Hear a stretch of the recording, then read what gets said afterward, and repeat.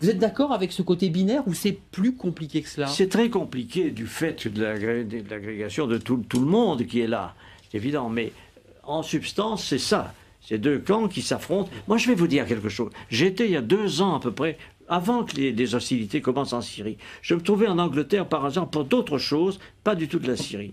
J'ai rencontré des responsables anglais.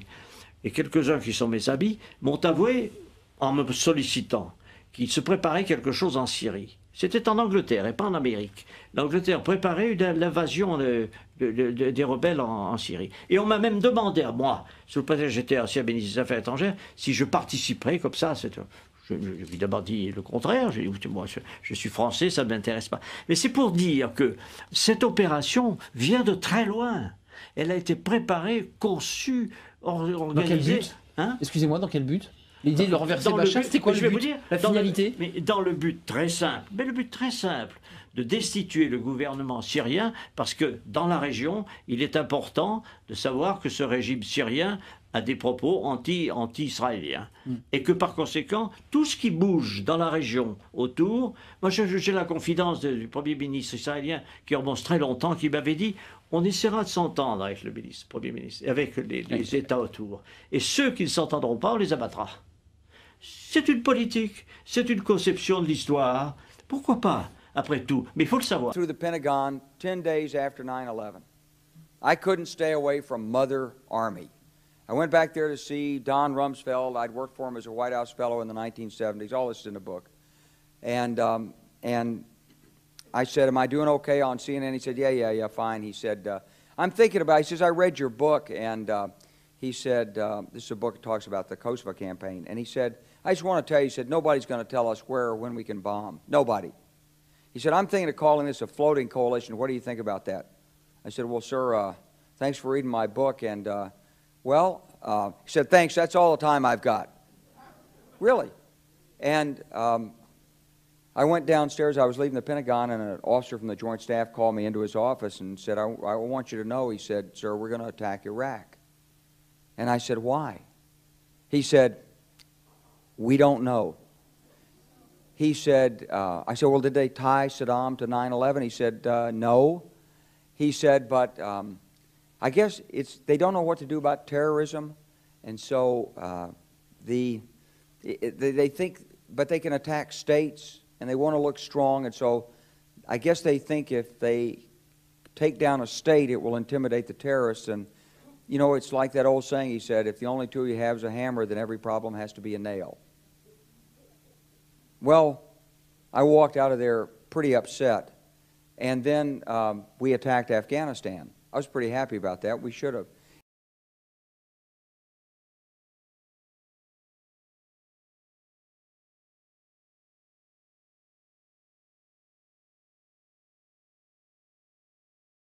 And then I came back to the Pentagon about 6 weeks later. I saw the same officer. I said, why haven't we attacked Iraq? We still going to attack Iraq? He said, oh, sir. He says, it's worse than that. He said, he pulled up a piece of paper off his desk. He said, I just got this memo from the Secretary of Defense's office. It says we're going to attack and destroy the governments in 7 countries in 5 years. We're going to start with Iraq, and then we're going to move to Syria, Lebanon, Libya, Somalia, Sudan, and Iran. I said, 7 countries in 5 years. I said, is that a classified memo? He said, yes, sir. I said, well, don't show it to me. He was about to show it to me. He said, because I want to talk about it. And I sat on this information for a long time, for about 6 or 8 months. I was so stunned by this, I couldn't begin to talk about it. And I couldn't believe it would really be true, but that's actually what happened. These people took control of the policy in the United States.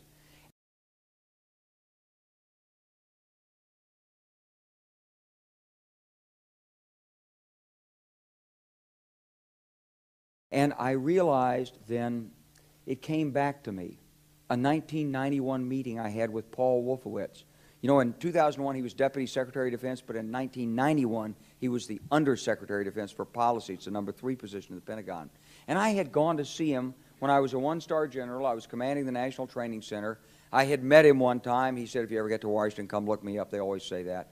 Well, I was there in Washington. It was a Friday afternoon. I'd visited Colin Powell. He'd given me 5 minutes of his precious time and sent me on my way, and I was bored in the Pentagon, and I thought, I'll just go, who can I see? I think I'll see Wolfowitz. So I called, and up there, he was available. Scooter Libby came to the door. I met Scooter for the first time, and he brought me in, and I said to Paul, I said, and this is 1991, I said, Mr. Secretary, you must be pretty happy with the performance of the troops in Desert Storm. And he said, well, yeah, he said, but not really. He said, because the truth is we should have gotten rid of Saddam Hussein, and we didn't. And this was just after the Shia uprising in March of '91, which we had provoked, and then we kept our troops on the sidelines and didn't intervene. And he said, but one thing we did learn, he said, we learned that we can use our military in the region, in the Middle East, and the Soviets won't stop us. He said, and we've got about 5 or 10 years to clean up those old Soviet client regimes, Syria, Iran, Iraq, before the next great superpower comes on to challenge us. And it was like, you know, I'm coming out of the Mojave Desert. I've been training troops. I haven't been thinking geostrategy for some time. And suddenly a guy just sort of shoves this nugget at you. Well, you remember it. It was a pretty stunning thing. You mean the purpose of the military is to start wars and change governments? It's not to sort of deter conflict? We're going to invade countries? And, you know, my mind was spinning. And I put that aside. It was like a nugget that you hold on to. This country was taken over by a group of people with a policy coup. Wolfowitz and Cheney and Rumsfeld, and you could name a half dozen other collaborators from the Project for a New American Century. They wanted us to destabilize the Middle East, turn it upside down, make it under our control. It went back to those comments in 1991. Now, did anybody ever tell you that? Was there a national dialogue on this? Did senators and congressmen stand up and denounce this plan? Was there a full-fledged American debate on it? Absolutely not. And there still isn't. And that's why we're failing in Iraq. Because Iran and Syria know about the plan. All you have to do is read the Weekly Standard and listen to Bill Kristol, and he blabbermouths it all over the world. Richard Pearl the same way. They could hardly wait to finish Iraq so they could move into Syria. It was like a laydown. Oh, our legions are going to go in there. This wasn't what the American people voted George Bush into office. Well, they didn't actually vote him into office, but it wasn't what many of the people who... It wasn't what he campaigned on. He campaigned on a humble foreign policy, the most arrogant foreign policy in American history. He campaigned on no peacekeeping, no nation building, and here he is with Afghanistan and Iraq. It's astonishing. So the root of the problem is not how many troops are in Iraq. Please believe me. Don't be mad, if you're a Democrat, at your Democratic congressman because they can't reduce the troops and frustrate the president. That's not the issue. And if you're a Republican, don't be mad at the Democrats because they're fussing with the troops. Whether you're a Democrat or a Republican, if you're an American, you ought to be concerned about the strategy of the United States in this region. What is our aim? What is our purpose? Why are we there? Why are Americans dying in this region? That is the issue.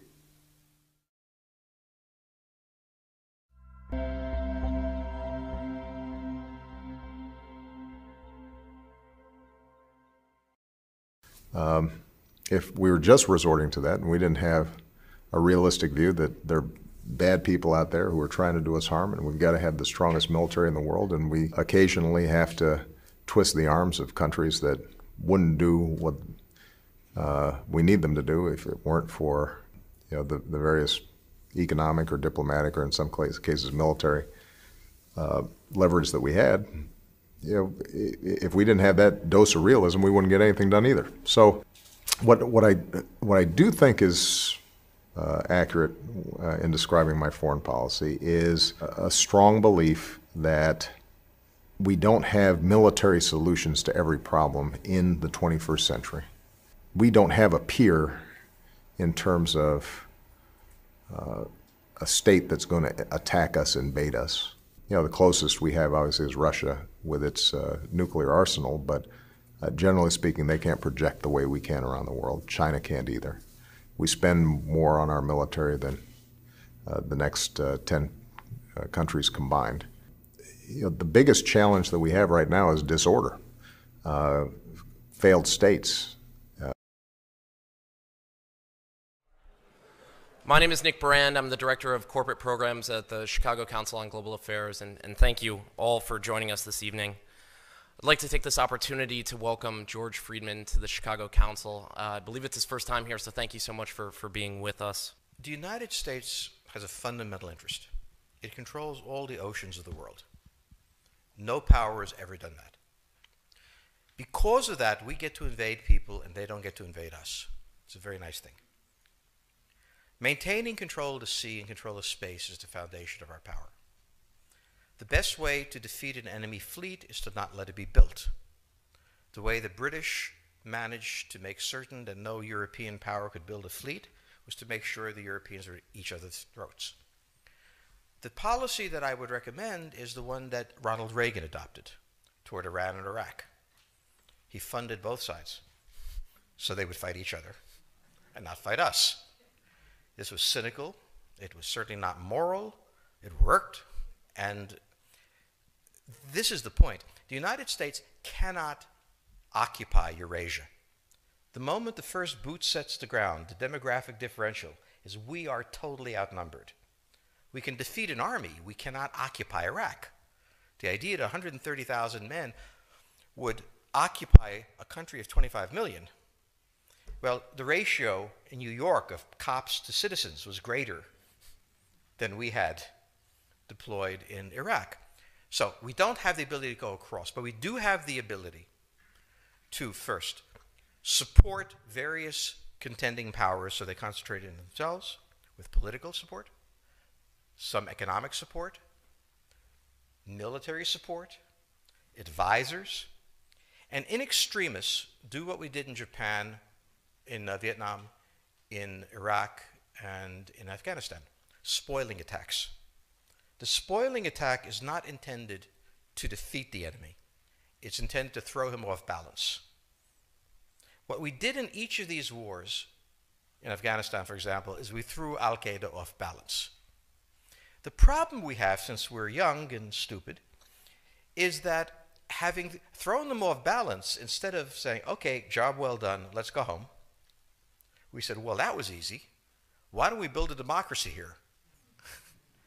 This was the moment of dementia that came in.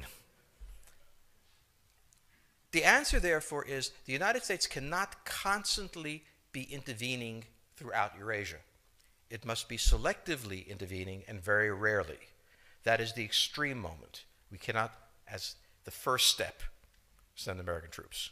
And when we send American troops, we have to clearly understand what the mission is, limit it to that, and not develop all sorts of psychotic fantasies.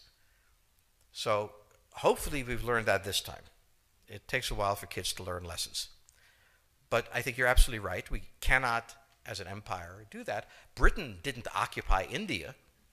It took various Indian states and turned them against each other and provided some British officers for an Indian army. The Romans did not send vast armies out there. It placed kings like, various kings it created under the emperor, and those kings were responsible for maintaining the peace. Pontius Pilate was an example. So empires that are directly governed by the empire, like the Nazi Empire, fail. No one has that much power. You have to have a level of cleverness. However, our problem is not yet that. It is actually admitting that we have an empire. So we haven't even gotten to that point where we don't think we can kind of go home and it'll be over and done. And so we're not even ready for chapter 3 of the book. The primordial interest of the United States, over which for a century we have fought wars, the First, Second Cold War, has been the relationship between Germany and Russia, because united they are the only force that could threaten us, and to make sure that that doesn't happen. For the United States, the primordial fear is Russian capital, Russian technology, German technology and German capital, Russian natural resources, Russian manpower, as the only combination that has for centuries scared the hell out of the United States. So how does this play out? Well, the U.S. has already put its cards on the table. It is the line from the Baltics to the Black Sea.